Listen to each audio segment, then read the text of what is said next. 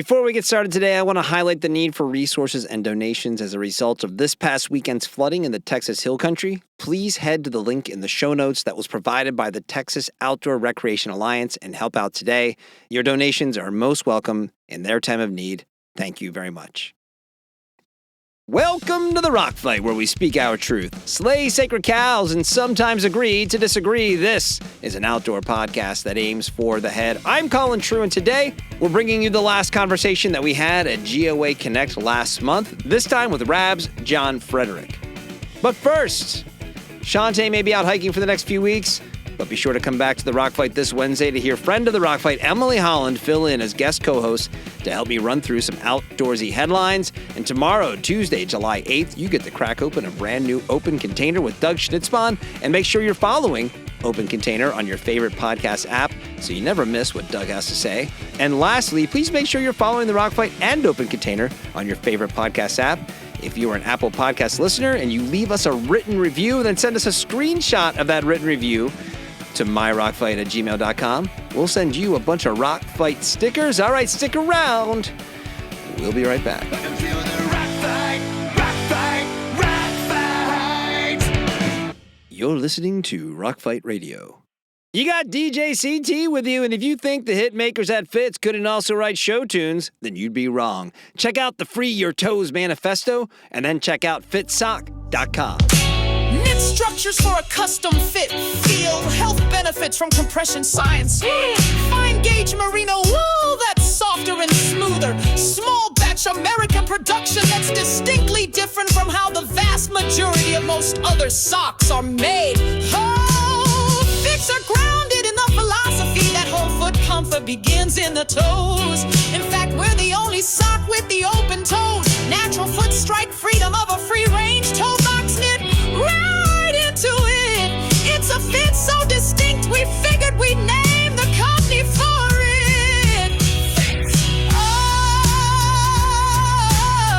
come to think of it, we probably should have called it.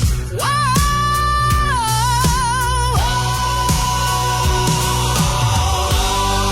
And tell your feet we say hi. Fixed. And now, back to the show. Today's episode of The Rock Fight is presented by Oboz. Oboz wants to share their love of hiking, and we want to help them by uncovering all the different reasons that we love to take the long walk, including the following. Number one, you realize that your backpack, it's heavier than your emotional baggage. So you can just let that shit go. That's what I'm saying here. Just let it go. Number two, that moment of zen when it's just you and the trail. No one else is out there with you. You're just by yourself. You gotta love that. It's what happens when you're out there. Oof, just solo, on the trail, no one else around. It's amazing. Number three, finally, because once you go hiking, you just can't shut up about how awesome hiking is. Number four, hiking means the Katabatic collection featuring the Katabatic LT from Oboz. The LT takes the Katabatic collection to a whole new level with a lighter package and additional environmentally friendly materials. From fast packing to day hiking, the Katabatic LT is your new shoe of choice. And if you're in the market for a new pair of Katabatic LTs, be sure to head to nwild.com to get shopping. Nwild, an online outdoor retailer based in my hometown of Lancaster, Pennsylvania. And number five, this hiking appreciation moment is brought to you by Oboz of Bozeman, Montana. Oboz is the maker of premium quality footwear for the trail and the Cupid to the outdoor world. Oboz, love hiking. Over the past year, we've talked quite a bit here on The Rock Fight about brands from outside the U.S. trying to gain traction in the States to varying degrees of success and or failure. But one brand has actually made some headway in that regard, and that would be the UK's Rab. As it turns out, there's good reason for that, starting with an owner who understands that you have to do the work. You need to get into the market you want to grow in yourself and figure out what resonates about your brand with a new audience. So for our last GOA Connect conversation, I wanted to see what more we could learn from the folks at Rab, and it turns out that Jon Frederick, Rab's group marketing officer, who had just prior to GOA Connect been announced as returning to the U.S. to oversee the business here, agree to sit down and chat with us about what's happening at the brand, what's missing from the outdoor marketplace, and what outdoor brands need from a national trade show. That's up first today, but then stick around because we have a check-in from the trail. Wednesday co-host of the Rock Fight, Shawnté Salabert, called me up yesterday to check in and give an update that you're not going to want to miss. Welcome back to the Rock Fight, where today it's the last conversation we recorded at GOA Connect as Eoin Comerford and I sit down with Jon Frederick from Rab. All right, well, joining Eoin and I today is Jon Frederick, the Group Marketing Director of Rab. Is that the title? Title has actually just changed, Chief Marketing Officer. Yeah. Oh, wow. Okay. Yeah. All right. Yeah. Okay. Well, now we got to change this whole thing because we were prepared for Group Marketing Director. And welcome to the show, man. Thanks for being here. Thank you. Happy to be here. Did you come over right from England? Are you still in England right now? Because you're moving back to the States. Yeah, I mean, I'm still in England. Landed on Saturday evening, so my brain is like half in England and half in Reno right now. Right? Yeah. Going west is easier than going east. Way easier, yeah. Because you take a nap on the plane, you land, you're tired, you go for a run, and you sleep it off. Yeah. I did ask Eoin, because it's the first time you and I have met. Is this going to be? Are you a Brit who came to the U.S.? Because I know you were in the U.S. and you're going back to England. So you're an American who went to England, now coming back to America. Correct. There you go. That's it. Yeah. Are you aware of what's happening in America right now? Yeah. Okay. Yeah. People quite often ask, why are we moving back? But it's complicated. But yeah, I'm happy to be back. So let's start with explaining your new role, right? So when it comes to Rab in the U.S., Rab operates as a subsidiary to Rab, which is based in the U.K. What's the structure of the brand? Like, what's working, not working with that structure when it comes to kind of growing Rab in the U.S.? Like, how have you guys approached the U.S. marketplace? Yeah, that's a great question. So when we started and the way we launched in the U.S., which I think is actually pretty special to Rab and a bit of our secret sauce, is our owner actually moved out here with his family. And he was like, it wasn't that like owner who was expecting to do the work for him. He was garment bags, door to door, like, hey, check out this product we're making. And so he like personally launched the brand. He hired the first reps. He opened the first office. So that was a real true investment into the marketplace. And that was as a subsidiary. And so we have subsidiaries in a handful of our core markets. Across Europe and US and Canada. And so that subsidiary model has worked really well for us now for quite a while. And as far as the structure standpoint, for quite a while, we're run with like a bit of a general manager sort of setup. And what we've changed really recently is really looking at sort of the operational strength of the business and saying like, hey, we have this really strong like sales structure for all our subsidiaries. Sales should be reporting into sales. Marketing should be reporting to marketing. Like let's work through our operational strengths. And so that's really where we're set up now. So my move back, as we talked earlier, is really around sort of family health with the amount of travel and all that I do. My role is still a global role. So I'm fortunate enough to be out in the UK, sit on the board there, and really from a strategic standpoint, look at, how does this brand grow and maintain its relevance in the UK, but also engage in markets like challenger markets like the US or Canada. So obviously, Rab grew up as a UK brand, European brand. You've got to spend time in both markets and wear a bit of a global hat. Maybe for a lot of our listeners here who are US based, what would maybe some of the key differences be between the European market and the US market? Man, key difference is it's almost like I'd almost start with the similarity first, but is people like to buy local brands, and I don't think as an American in the U.S., we might not see it, but Americans like to buy strong American brands. You got your Patagonia, your North Face, your Hardware, your OR. These are fantastic brands with a good history. Same in Europe. You have in Norway you have your Neuronas. In Germany you have your Jack Wolfskin. In the UK you have your Rabs and your Mount Equipments. And so there is this real commitment to these brands. The big difference in Europe is we don't have brands by every state. There they have brands by every country. So there's this real dominance of these sort of national brands in the European marketplace. Yeah, it's interesting because I deal with some brands here. They say, "Oh, we want to open in Europe," and my first question is, "Okay, which country?" Because you don't just open in Europe. It's just it's like talking about just different parts of the world, different climates, different customer bases, etc. But now back on the U.S. side. You really have succeeded here, I think, in the U.S., where I would say a lot of other European brands that tried to make the move about the same time that you guys did, which is probably, 10, 15 years ago? Yeah, more like 14. Something like that. So a lot of the brands, the Jack Wolfskins you mentioned, the Miets, the Mountain Equipment, some of those haven't really gotten that same footing. Was it just that founder moved here, or was there something else about Rab or the approach that helped you guys be successful? Yeah, I'd say like there's a few key points. One is for sure the owner moving here could be summed up as commitment, I think, and so that's like sort of practice what you preach a little bit by him doing it, but also then like we have an office. We have our customer service here. We have our dealer services here. We warehouse here. If you buy a product and it isn't perfect, we warranty it here. You don't have to ship it back to the UK. And so that real commitment to the market, I think, resonated with both, for sure, the retailers because they felt that support, but also the customers. Because it starts to feel a little bit more familiar. And so that would be one. Another one for us is an unapologetic commitment to wholesale. Like we're firm believers in specialty retail. The way I always sort of describe it is like, how would you know how to put together your first trad rack? How would you know what Mondo size you were if we didn't have specialty retail? Like we're all pretty screwed without specialty retail. And we think a lot of brands, unfortunately, have lost a bit of sight of that. And so our commitment to that really gave us a good conversation piece with these retailers. And the way we sum it up is we don't compete with our retailers. So we're not discounting. We're not going off price, which is... It's easier to say than do, but it's one of those things that really gives us staying power with the retailer relationships. And then I think the last, but probably the most important thing comes down to product.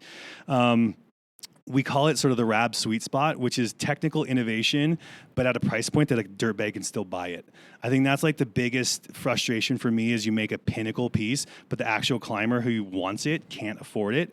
And I think that's a real secret sauce to Rab is making these products that are winning awards that are like there's innovation in the tech, but a climber can go out and buy it and use it and beat it up and love it. So I think that sort of those three things combined is really what's done it for us. So we recently did our list of the top 5 apparel brands in the outdoor industry. I hope if you listened, you noticed that I lobbied for Rab in the international category. I would like to point that out. Owen? I like them too. I said nice things. Just saying. I brought them up. Anyway, well, the one thing I noticed actually when we were recording that episode, and it's kind of funny how simple this is, but also it kind of took working off a spreadsheet and seeing sort of the different categories and where we kind of assigned the brands in the categories.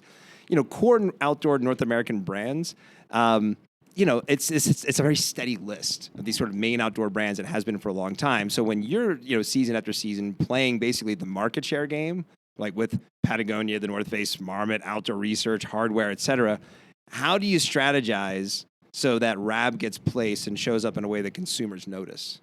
Yeah, it's tricky. It's so tricky. I think some of it is not, if you're trying too hard to chase what other brands are doing, then you're always going to be behind because they're innovating further out. So, we have fantastic supply chains and fantastic, factory and mill relationships. So a lot of it for us is, yes, you have to be aware of what the market's doing because you can't try to innovate in an area that's oversaturated or cooling off. Yeah. So I think industry, awareness is a big piece of it, but then just really trying to innovate and saying like, how can we make that product lighter? How can we, add a feature set that will just make that product stand out? And feature sets is a big one for us. Like we like making lightweight minimalist products, but there's nothing worse than having a lightweight shell or puffy jacket where the hood flaps around in the wind. So you can make things too light. And so I think really understanding for, how do we make a product that is built for purpose, but also will stand out in that sea of, similar. Sea of sameness, let's be honest. Yeah, right? There you go. Yeah. Last time we had somebody from Rab on was Tim Fish. Oh, yeah. Yeah, and which was a great conversation. One of my favorite episodes because it was definitely part of the idea behind this podcast is like, hey, I'm going to have opinions, but please come prove me wrong. Yeah. And I was curious, I said some things about the mountain bike line, and he came on and made some great points about it. And also it was really cool. I thought that he's like, hey, if we did it again from scratch, we'd probably do some things differently. It was a wonderful conversation. But one thing we did talk about, too, was the ingredient label sort of initiative you guys have done. And which meant a lot to me because I was at Timberland when they tried doing that in the early 2000s. How has that gone? I think you're probably 2 years into it now. And I feel still it's so hard to get consumers, like that consumer mindset shift. I mean, even if they look at the label, I'm still thinking it's probably tough to kind of expect them to even understand what it means or what it does. But how would you say that has gone overall?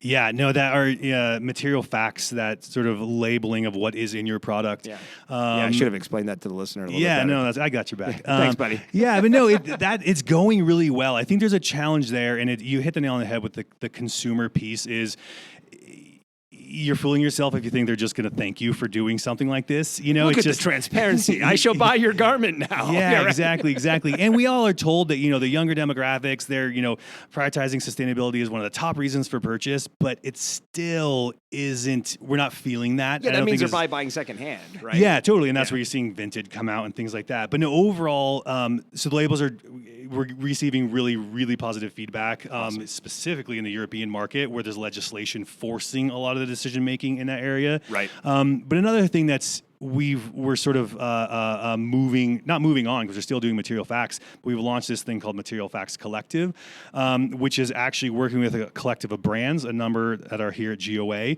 and it's about the sort of the principles and the formulas behind material facts. It's not saying that everyone's going to put the material facts label on their products or on their websites, but it's saying here's the hours and weeks and months of effort we put into learning how to calculate this data and learn about this. And so this Material Facts Collective, which we're sort of continuing to build and progress, and we're going to be sort of launching the names of the brands we're working with, is really exciting for us because I think we've always said that for this to work, it needs to become a bit of an industry standard.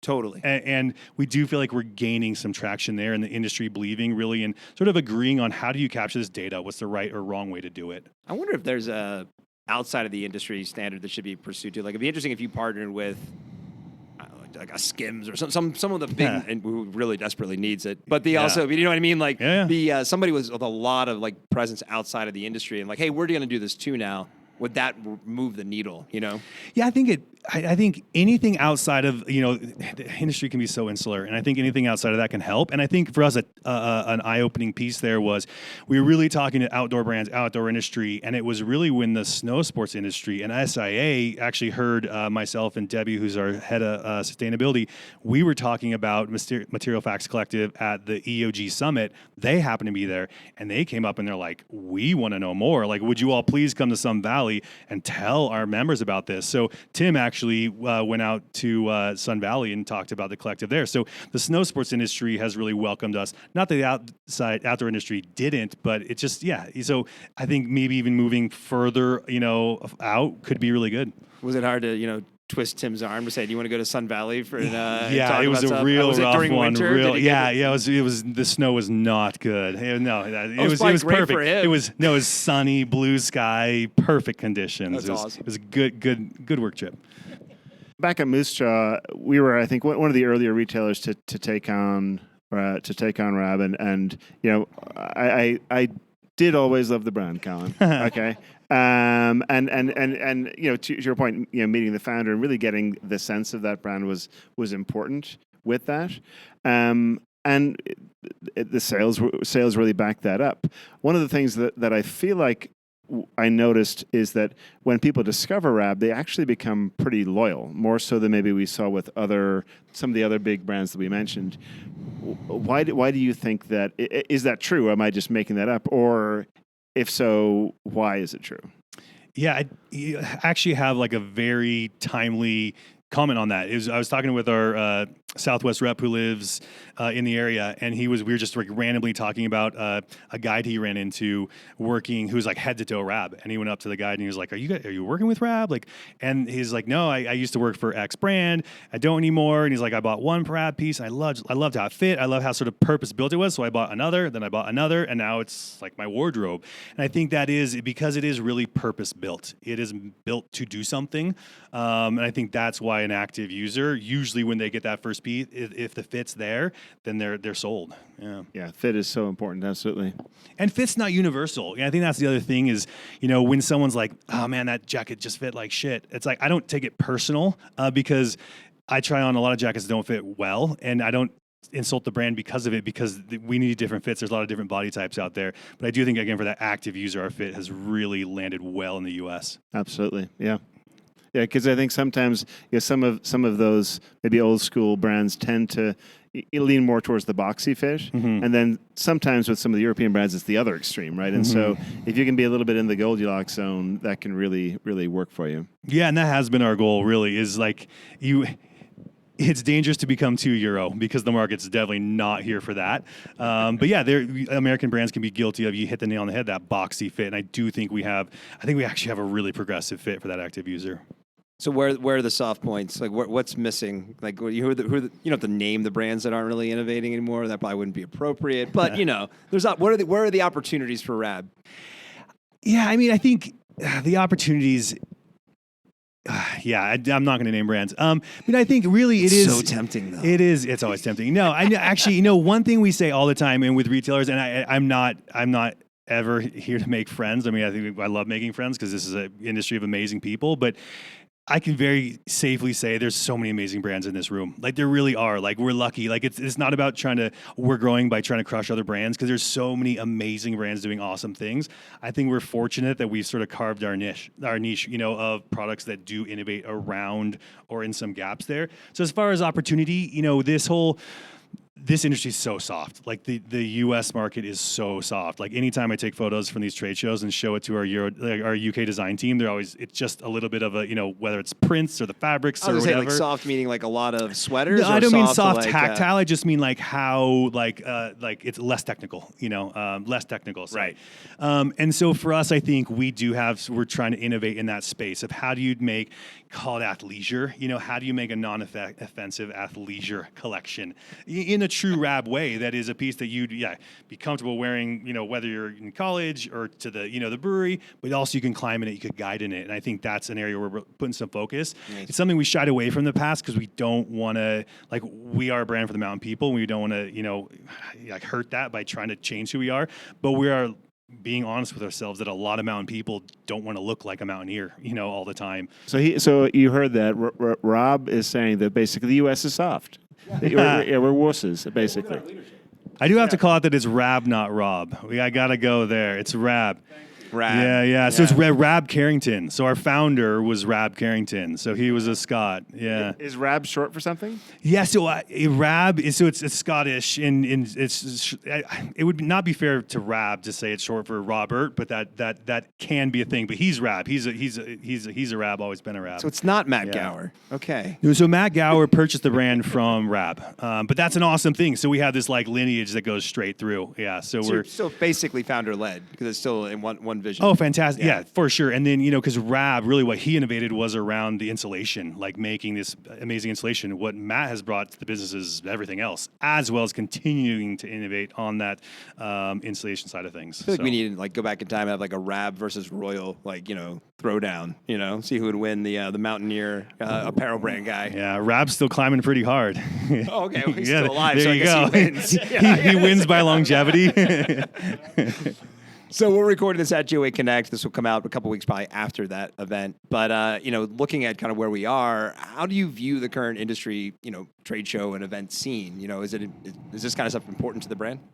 I mean, we love GOA. GOA is so critical to the brand. I think it's a really strong voice for specialty retail.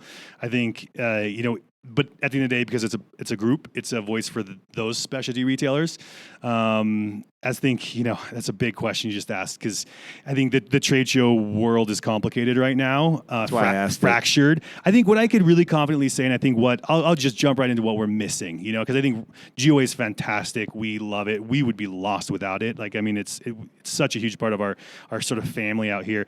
But is a bigger meeting that can be a voice for the industry. And I think I was actually talking to Cam from Nemo about this, and my analogy was, the best sort of battle place tactics is to divide. If you can divide up and you can fight a bunch of small battles, you're more likely to win. And I feel like no one's intentionally doing that to this industry, but that's what's happening, is because we don't have this big collective, and it doesn't have to be an OR. It doesn't have to be, I'm not putting a name to what it is, but if you're talking about policy on public lands, if you're talking about, our conversation around inventory planning and buy dates and lead times, pick a topic. We're not able to have a real strong forum and this sort of power by numbers as an industry. So I think what do we need? We need the industry to be able to have that voice again. And I feel like we're just a little too fractured right now. So you are going to Switchback next week. I'm going to Switchback next and like week. I said, this will probably come out after that. Yeah. What are you anticipating to that, coming off the heels of what you just said about, what the industry needs? Yeah, I mean, so I'm going to Switchback because I want to see. Like, I think we have invested heavily into trade. We believe in trade shows. We've believed a little. We've probably invested a little too long in some trade shows past their expiration date. But no, we're really curious to see what's happening with Switchback. We're excited to see the brand commitment. I think. I'm hoping to see sort of some retail energy there as well. But if we don't see that, then I think the onus is on the brands to really say, how do we really commit in a way that the retailers will believe? And I do think GOA did something absolutely fantastic the day before the show, where there was a bit of a leadership summit with a handful of brands, and this was a conversation we talked quite a bit about. Is like, how do these brands not just have one-off conversations off the scenes, but how do we have a public conversation about this? So it's a white to the ice. Like, we're all going. You need to go. Let's do this together. All right, man. Well, appreciate you spending a few minutes with us. Yeah, thanks for having me. This is great. Thank you so much. Let's keep in touch, and I don't know. Next time we do the apparel list, I'll get you back again. Don't worry. Yeah, I can. I won't let Owen keep you down. I think you can win you guys over a little bit more. Yeah, well, I'm in. So some bribes. I hear there's a really good tequila spot around the corner. Colin can be bought. We know this. Thanks, John. Yeah, thanks. Today's episode of The Rock Fight is presented by Lems Shoes. Are you looking for shoes that offer both long-lasting durability and all-day comfort? Look no further than Lems. With a versatile lineup featuring over 30 thoughtfully designed styles, from minimalist sandals and rugged trail boots to vegan-friendly sneakers and laid-back slip-ons, there's truly something for everyone. We're about to hear from Rock Fight co-host Shawnté Salabert, who is out there on the JMT right now and who sent me a photo of her on trail wearing her Lems Switchback sandals, which apparently she hiked 5 miles in one day last week. So they're comfortable and they performed, because whether you're hitting the trail, traveling the globe, strolling through town, or hiking the JMT, Lems are built to move with you naturally and keep up every step of the way. Head to lemsshoes.com to check out the full line and get shopping. In the store aisles, a quiet revolution is happening. With Endeavor, frontline staff aren't just selling products, they're building trust, making connections, and turning browsers into loyal customers. Let's see how. He didn't know which brand he wanted, just that the trail ahead was rocky. But she knew, because she'd trained for this moment right on her phone. A quick conversation, a confident recommendation, and a perfect fit hiking boot later, he's ready for his trip. That's right, she's a It may be lunchtime, but between sandwich bites, he learned about fog fighting tech and snow goggles. An hour later, that knowledge helped a customer pick the perfect pair and add a helmet too. Learning on the go, selling with certainty, adding value. Yup, he's a Endeavor is a mobile-first platform that equips retail staff with training, incentives, and tools to boost sales and brand engagement. Brands gain insights, sell-through improves, while retail associates stay motivated. Ready to get started? Just head to endeavor.io, update your brand profile, and upload your dealer list to access the free features, and when you're ready, launch your first pay-as-you-go campaign. With flexible, scalable options, Endeavor turns everyday interactions into strategic wins. The result? Be a shop floor hero. Endeavor's here to stay. Shop floor hero. Sell-through is the way. All right, so regular listeners of The Rock Fight know that our Wednesday co-host, Shawnté Salabert, she is out on the JMT right now because she's finishing up a guidebook, and so she's spending 3 weeks out there collecting information for that guidebook. That's really all I know about that. She's been pretty secretive about what exactly is going on with that book. But she had the opportunity to give me a call during the time she was taking a 0 day, and we recorded the conversation so we can get an update from her, as well as talk about my new revelation that I don't think I really like hiking anymore. So let's get into my conversation with Shawnté, and then we'll turn her loose back on the trail. Where are you? I'm at Vermilion Valley Resort, VVR, to the PCT and JMT faithful and people from Fresno who like to come up here on the weekends. It is a rustic backcountry resort, and I'm using the word resort only because they call it that. That I would say is a little bit more like an 80s movie summer camp combined with a dude ranch that doesn't have horses. It's a very it's a place you come to have a little R&R. You have to take a ferry or walk 5 extra miles off trail, which we would call bonus miles in hiker speak. But you get here and they've got free camping, or you can rent some lodging. You can mail yourself a resupply box or buy from their little store. They have a really good restaurant. They've got cornhole, campfire. There's a lake. It's pretty great. Explaining bonus miles by laundry. calling that hiker speak. Is that the most pretentious thing you've ever said in your entire life? Yeah, probably. Yeah. It's Also, a by low the way, I bar like for that you're protection. if you're totally repping the Gear Abbey cover art right now with the breeds and the hat. My braids and my hat.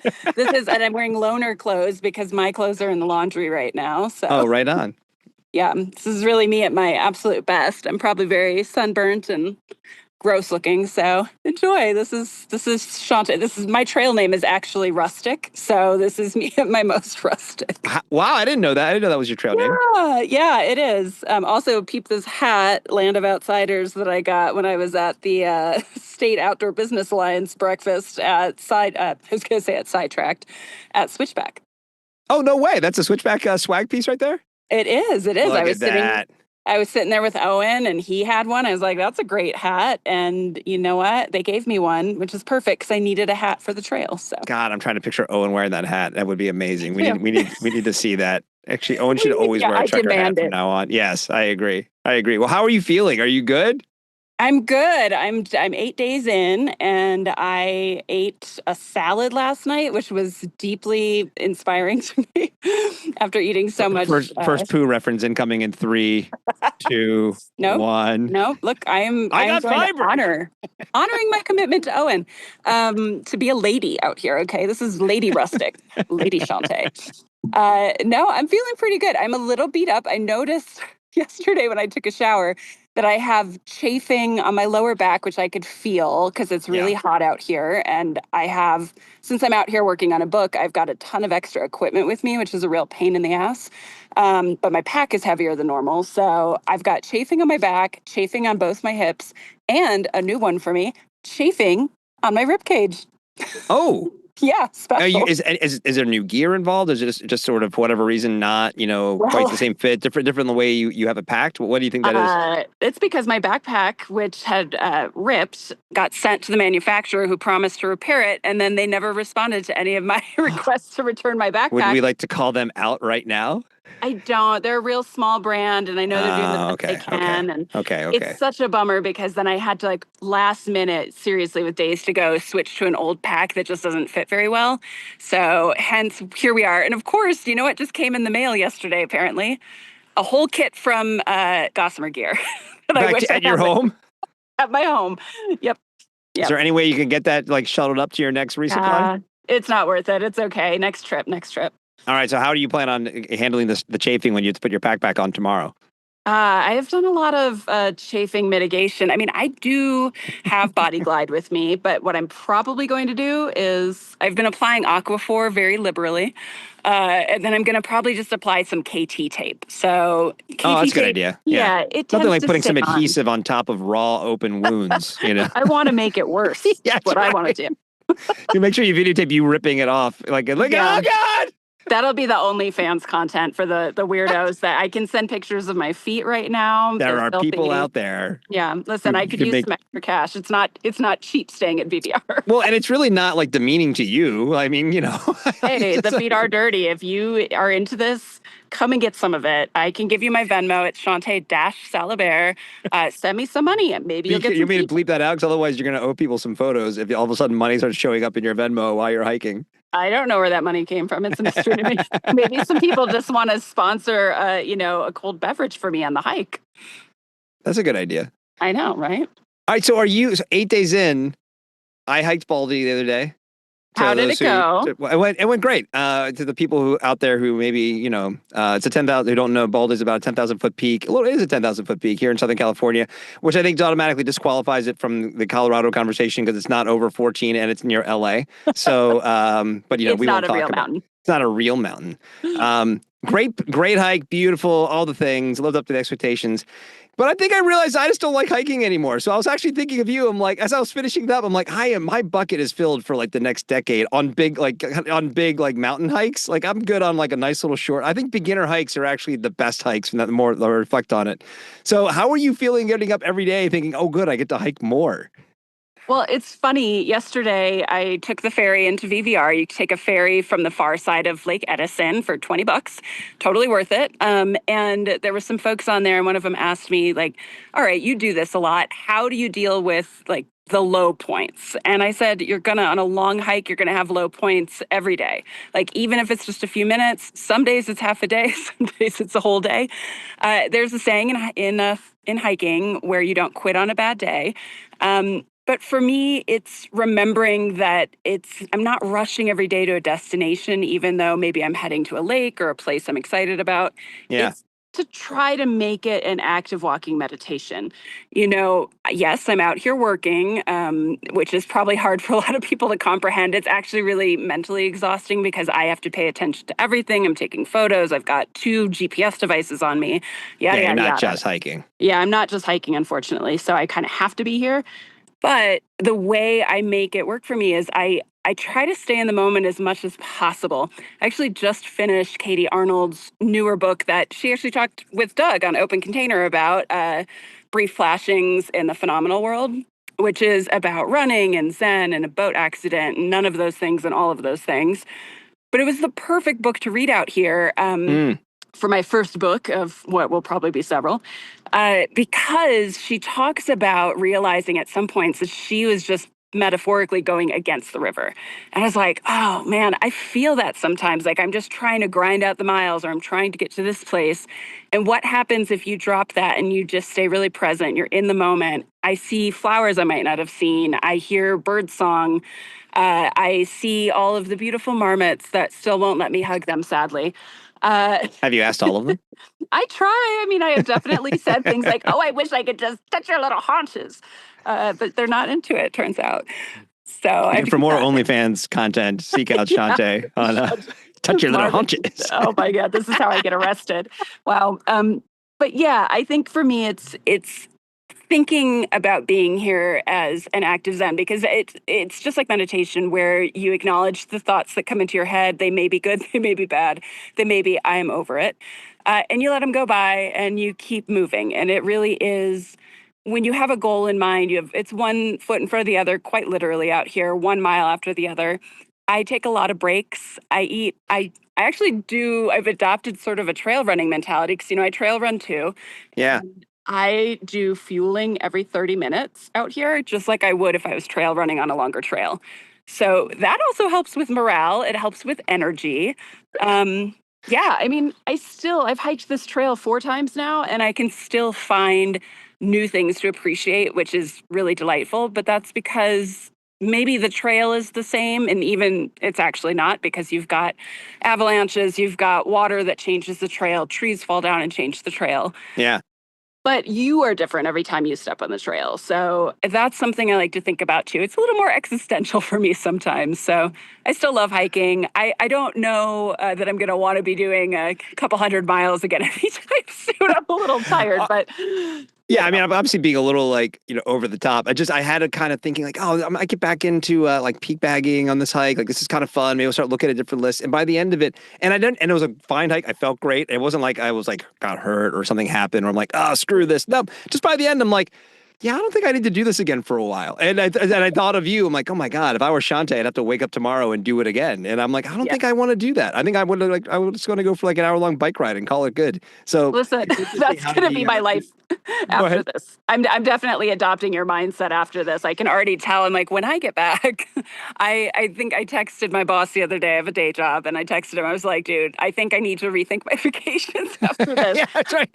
What's pretty sweet is a beach in Mexico. You know how people maintain horizontal status for a lot of their vacations? Right. I should try that. I think that could be fun for me. I do. That was my second thought after this other realization. I'm like, oh, this is the sign that I am indeed turning 50 this year. And like the kind of window in like the 30s and 40s were like, I have goals and I got to go achieve them. And I'm like, I think I've done a lot. I think I'm all right over here, Yeah, it's amazing. I think about this when you look at outdoor adventure in particular. I think there's a lot of folks. Katie actually talks about this a little bit in her book because I think she's just a hair older than you. Yeah. But it's that idea of what are these like? Do we still have that drive, and why? And what are we trying to prove? And I think Right. about that a lot. You know, I don't want to. I don't want as much type 2 fun to quote Brendan Leonard in my life as I used to. Same. Yeah, it's like little hits of it are great. Like this will stay with me. You know, this is a deeper experience for me. But I think about athletes that continue just really going at it as they get into their late 40s and their 50s and even older in some cases. Yeah. And mad props to them. But what's actually motivating you at that point? Is it still, I try to separate ego out a lot because I do think ego, whether we want to acknowledge it or not, drives a lot of what we do. It 100% does. Yeah, whether we think we're like the most humble person on earth, there's still some aspect of it that's like, I got to do this. So, you know, it's funny. I actually changed my mindset coming into this hike. I was like, all right, I'm going to hike everything in order and blah, blah, blah, blah, blah, and just stick to the trail. And I realized, like, you know what, you've done this a bunch. What's more useful for me as a book author and also as a human being is taking some of the side quests, going up to some lake basins, doing some things I haven't done before. So I'm leaning, Right. I'm like leaning into that and still having that joy of discovery, but not feeling like I have to tick certain boxes so that other people go, oh, wow, look at her. It's just not that important to me. Nobody's actually looking at me that way anyway. So they're like, who's this middle-aged woman on the trail, you weirdo? Right. Yeah, I think that's kind of what it's come to for me too. Like those little sort of inconveniences that you didn't mind before, now just getting like, how much more do I really want to do this? And the cool thing too, I think about, I mentioned like the beginner hikes. There's so many good beginner hikes where you kind of got to check all the, like especially like in the Eastern Sierra and stuff like that, where it's like, hey, it's like a 1.5 mile hike around this lake with these soaring peaks in the background. You still get the beauty and the nature of the stuff that you kind of, and I get to bring it back to a common theme that we talk about here on the Rock Fight of, you know, the casuals versus the hardcore. It's like, you know, these sort of expansion of the casual world has really enabled you to have some incredible, like, you know, bucket filling sort of experiences without the just like decimating your bodies over the course of a long day, sort of, you know, physical aspect of it too. And that was just, I was surprised. I really was like, thought this is good. Okay, phase 2 of Colin the Peak Bagger might start today, heading up Baldy. And by the time I was heading down the Devil's Backbone Trail, which was glorious and amazing, and I explained multiple times to my daughter and her boyfriend, like, oh my God, look at this view. This is awesome. But by the time we got to the lodge and I was ordering a beer and I'm like, yeah, I'm all right for a little while. I don't, altitude sucks. I can't breathe. Let's go home. Yeah, it's so true. I mean, it is fun being out here. I will say, like, part of doing a longer hike like this is you meet people. Although I'll say it's been very quiet. I've been alone most of the time out here. Wow. Yeah, it's very strange. There is a flow. We've got like the back edge of the PCT bubble that has just passed through, but it has been very quiet. And most nights I've been camped by myself, even at popular places. But I have had a few fun run-ins. And one of the things I think still unites people, and this, you could talk about the casual user and the hardcore enthusiast, is gear. People love gear. Whether you are a day hiker or you are out here doing 2,650 miles on the PCT, I had a funny experience a couple days ago heading south from Red's Meadow. These 2 hikers who turned out to be Japanese, which I found out because I thought they were speaking Japanese, and they started talking to me and just pointing at my gear and just line listing the brands. They're like, oh, Six Moon Designs, oh, Through Pack, oh, Canuck. Like, it was absolutely hilarious. And I made the mistake of asking in Japanese if they spoke Japanese, and they were so excited. I was like, oh shit, all of my Japanese just left my head. So then I had to talk like Are a you humble 3-year-old. bragging that you speak Japanese right now? Is that I'm what's going on? not. What I'm humble bragging is that I have a great knack for forgetting languages I thought I knew in the moment when they're most useful. But yeah, just seeing like the delight. They're pointing to all Ridge. I had a Ridge Merino hoodie on, and the guys, that was the first thing they saw there's a little emblem on the sleeve. And the guy just points at it. He goes, oh, Ridge Merino. Did you get that in Mammoth? And I was like, oh, no, I've had it, but you can get them in Mammoth. And they were so stoked. They're like, oh, I'm going to get it. Sitting here at VVR, a woman walked up to me this morning, and I'm all huddled up in my Alpha Direct fleece from Sam Bob, which is a small cottage manufacturer. It's this guy, Sam Roberts, hence Sam Bob. Anyway, I'm wearing this fleece and this woman walks up. She's like, I've been looking at you. What is that? And how can I get it? And I showed her the tag. I was like, he's doing a sale today, in fact. It's just a dude making fleeces. Like, go buy yourself a fleece if that's what makes you happy. But it's like that The is brands and the exciting. products of ours are the, I've said it a million times, are the celebrities of the outdoors. People It love the is. stuff. It was fun. That was actually a fun thing being on Baldy, which is a, relatively it's an intense day hike. I mean, you're at elevation. Oh, yeah. You were deep in the mountains. And so even though it's incredibly popular, and it was because it was the 4th of July and there were a ton of people up there. Oh, yeah. But you can't take it for granted that you're just going to cruise up there in a pair of beat up, Chuck Taylors and holding a bottle of spring water and you're going to make it through. You have to be prepared for this hike or you won't make it through. And Right. so I was just taking inventory, and we're definitely going to talk about this in some future episodes of the Rock Fight, of, what people were wearing and why, and some conversations we had, ran into 2 guys who run ultras and what were they wearing. And I had my Nordas on and they had never heard of Nordas. And these are guys who are actively running ultras. So it kind of shows you hey, this guy's going to run 100 milers. He's not even familiar with this brand that is, supposed to be this ascendant brand in the space. It's just, Right. it's always fascinating for sure. Yeah, it is the great unifier. I think the outdoors itself and the gear we use to be And out the gear there. we use. And As Rachel Gross said, in the United States, going outside starts at the gear shop.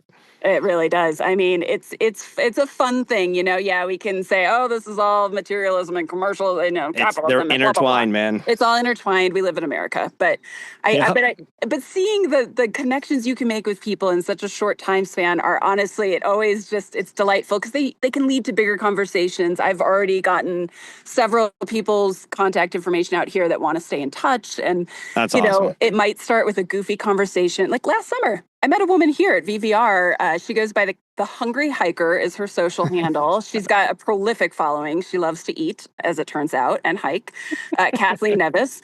And she was sitting here. There's an outdoor patio where all of the stinky dirtbag hikers hang out while the weekend visitors go inside.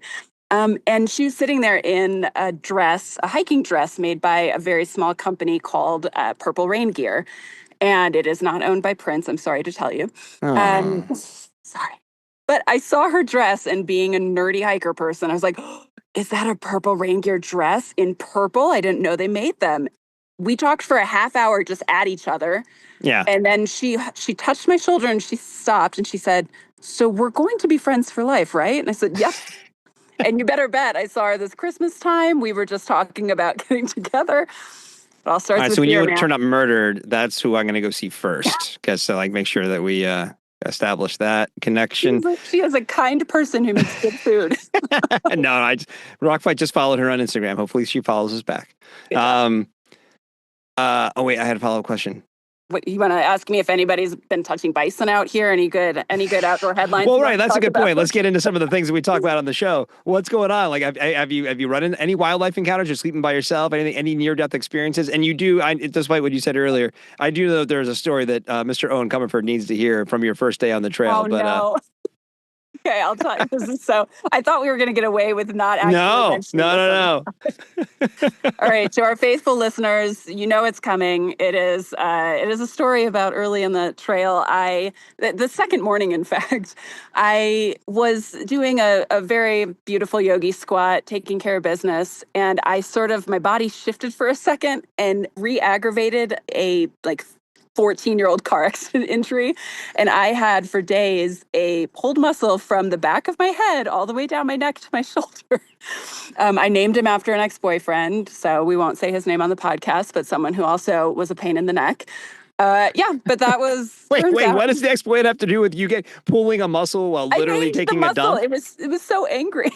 Oh, you named the muscle after an ex-boyfriend. Pulled muscle, because it was every step I was in pain. So it made me think of him. Yeah. Well, hopefully you're pooping pain-free now. I am. Well, I wasn't. I just have to say, I wasn't pushing or anything. Okay, this wasn't easy. All right. We were fine until there. This is where we lost Owen.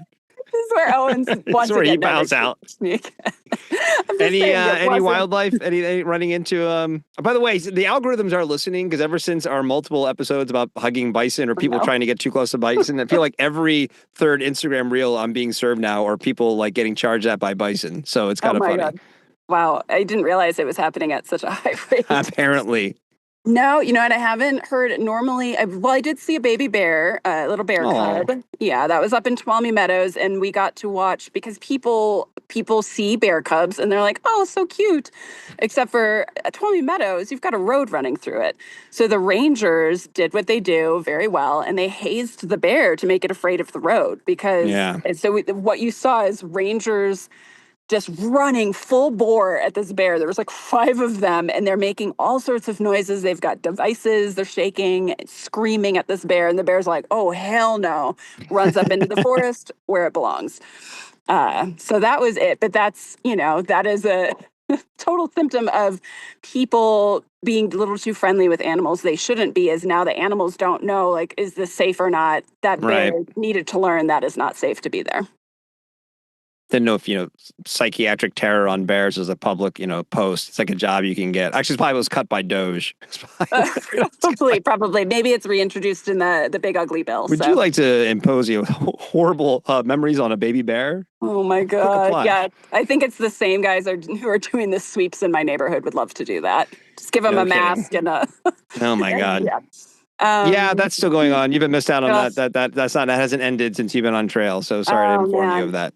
Yeah, it's hard. It's like being out here. One of the nice things is being able to dip out a bit from everything, but then there is a weird guilt that comes with it because you realize the privilege of being able to dip out of things and being able to say, like, we had some pretty horrible stuff going on right on my block. I don't know. I live in Pasadena, and we've had sweeps in my neighborhood. I live in a really amazing neighborhood filled with lots of great people, and people are being taken from bus stops and things like that. And so, leaving that where there was this big, people are coming together in the community to take care of each other, and then coming out here, thinking about how Lee kept trying to sell off all our public lands. Glad that got taken out. But, you realize you can't divorce when people say hiking isn't political. Everything is. No, That's it is. life. It's all connected. It's all connected for better or worse. And you don't, there are certainly people out here who I think don't think about any of this. I'm not one of those people. I can't. Politics follow me wherever I go. So, Sure. it's nice to dip out, but I'm not dipped out. So Yeah. it's a double-edged sword. I don't know.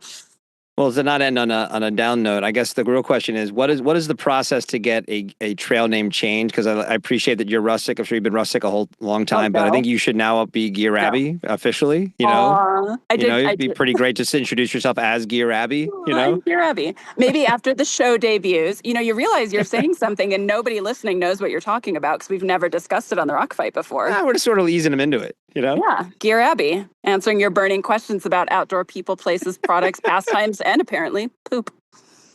We mean apparently, like it was built into the charter, Built into the charter. I didn't sign any forms yet, Colin. Oh my goodness. All right. Well, what's next? How much longer do you have on your next stretch? My next stretch is a week, so it's basically broken up into 3 weeks the way I did it. So next stretch is a week. I'm going to get up into some territory that I love up in the Evolution Basin and beyond, do some side quests, maybe see some more marmots if I'm lucky. I will resist touching them. I've seen the headlines. So yeah, that's what's up next. I'm going to deal with my food right about now and probably start shoving, but hiker hunger has hit, so I am probably sure. gonna start adding whatever chocolate the store here has into my backpack immediately. So calorie-dense foods. Well, stay safe out there. Don't hug any animals, like you said, or unless you want to videotape it happening, so we can then talk about it on the podcast. Then I encourage you to do that. Yeah, exactly. I'll try to send it off before the bear mauls me. Yeah, that's right. Look at me! Oh my God! Very Werner Herzog of me. Stay safe out there, Shawnté. Thanks, Colin. Miss you guys. Talk to you soon. Why is that funny? Wait a minute. You can't end it on that note laughing at me. I don't. You know what? I don't. I'm sorry. We miss you too. Why aren't you You're crying? the best. Wow. All right. I'm just going to carry that with me for the next week. I wanted to keep you guessing. Give you something to think about while you're out there by yourself with your empty thoughts. Now you have something to really Ruminating. chew on. Yeah. Does Colin actually even like me at all? Oh my God, of course. I'm sorry. Oh, man. Anyway, thanks for listening to this mumbo jumbo, Rock Fighters. Hope you guys are hanging in there. All right, that's the show for today. The Rock Fight is a production of Rock Fight LLC for Owen Comerford, for Jon Frederick, for Shawnté Salabert. I'm Colin True. Thanks for listening. And here he is to take us out. It's Krista Makes with the Rock Fight song. We'll see you next time, Rock Fighters. Rock fight.